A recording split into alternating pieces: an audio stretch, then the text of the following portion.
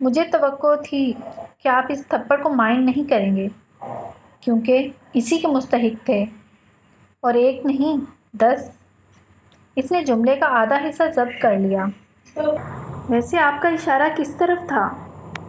بے حد third class طریقے سے بینڈیج کی تھی آپ نے میری، اور آپ کو پراپر طریقے سے بلڈ پریشر تک چیک کرنا نہیں آتا، سالار نے لاپرواہی سے کہتے ہوئے چوئنگم کی ایک اسٹک اپنے منہ میں ڈالی۔ امامہ کے کان کی لوئیں سرخ ہو گئیں۔ وہ پلکیں جھپکائے بغیر اسے دیکھتی رہی۔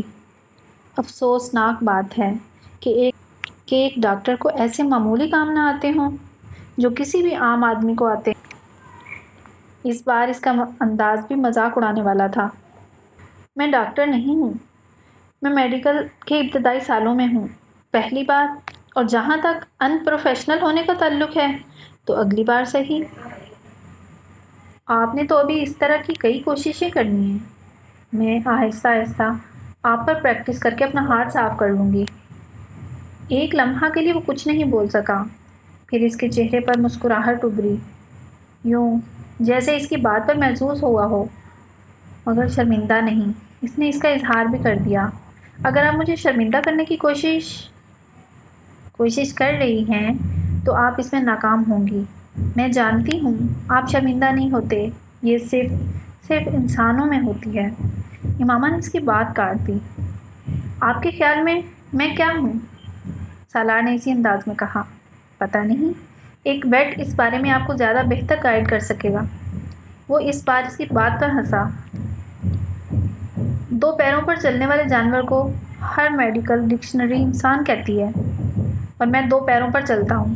ریچھ سے لے کر کتے تک ہر 4 پیروں والا جانور 2 پیروں پر چل سکتا ہے، ضرورت پڑے یا اس کا دل چاہے تو نہیں، مگر میرے 4 پیر نہیں۔ میں صرف ضرورت کے وقت نہیں، ہر وقت ہی 2 پیروں پر چلتا ہوں، سالار نے عجیب سے انداز میں اپنے لفظوں پر زور دیتے ہوئے کہا۔ یہ آپ کی خوش قسمتی ہے کہ آپ کے 4 پیر نہیں ہیں، اسی لیے میں نے آپ کو ویٹ سے ملنے کو کہا ہے۔ وہ آپ کو آپ کی خصوصیات کے بارے میں صحیح بتا سکے گا، امامہ نے سرد آواز میں کہا۔ وہ اسے زج کرنے میں واقعی کامیاب ہو چکا تھا۔ ویسے جتنی اچھی طرح سے آپ جانوروں کے بارے میں جانتے ہیں، آپ ایک بہت اچھی ویٹ ثابت ہو سکتی ہیں۔ اگر آپ میری ویٹ بن جاتی ہیں تو میں آپ کے بتائے ہوئے مشورے کے مطابق آپ ہی کے پاس آیا کروں گا تاکہ آپ میرے بارے میں ریسرچ کر کے مجھے بتا سکیں، سالار نے بڑی سنجیدگی سے کہا۔ وہ اس کی بات کے جواب میں کچھ نہیں کہہ سکی، صرف اسے دیکھ کر رہ گئی۔ وہ ضرورت سے کچھ زیادہ ہی منہ پھٹ تھا، اور ایسے شخص کے ساتھ لمبی گفتگو کرنا آبیل مجھے مار کے مترادف تھا، اور وہ یہ حماقت کر چکی تھی۔ ویسے آپ کیا فیس چارج کریں گی؟ وہ بڑی سنجیدگی سے پوچھ رہا تھا۔ یہ وسیم آپ کو بتا دے گا، امامہ نے اس بار اسے دھمکانے کی کوشش کی۔ چلیں ٹھیک ہے، یہ میں وسیم سے پوچھ لوں گا، اس طرح تو خاصی آسانی ہو جائے گی۔ وہ اس کی دھمکی کو سمجھنے کے باوجود مرعوب نہیں ہوا۔ اس نے امامہ کو یہ بھی جتا دیا۔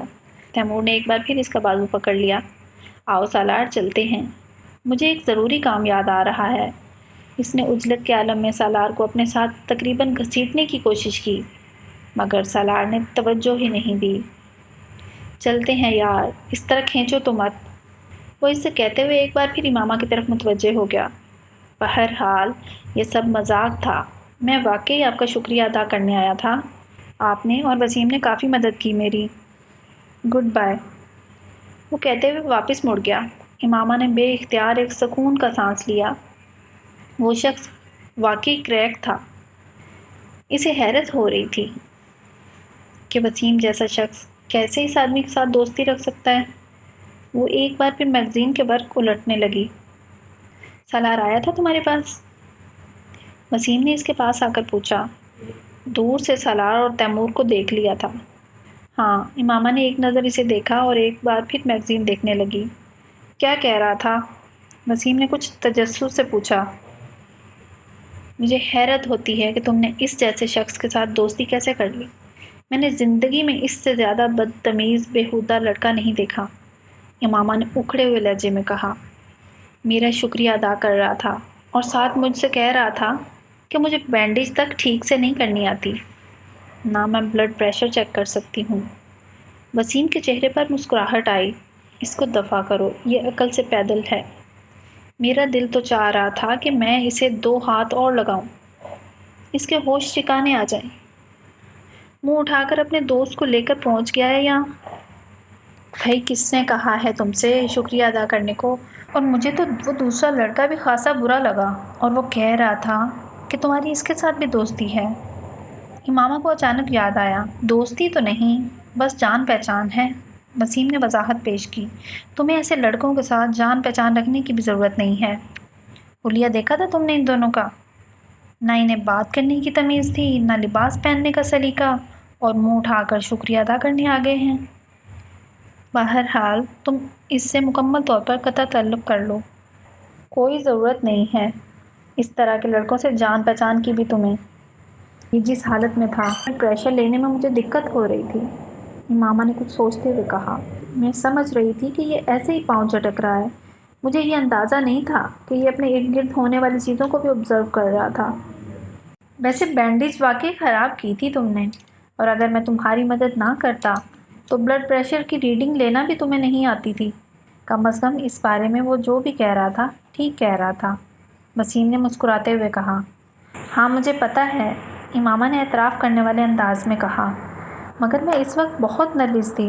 میں پہلی بار اس طرح کی صورتحال کا شکار ہوئی تھی، پھر اس کے ہاتھ سے نکلنے والا خون مجھے اور خوفزدہ کر رہا تھا، اور اوپر سے اس کا رویہ، کسی خودکشی کرنے والے انسان کو اس طرح کی حرکتیں کرتے نہیں دیکھا تھا میں نے۔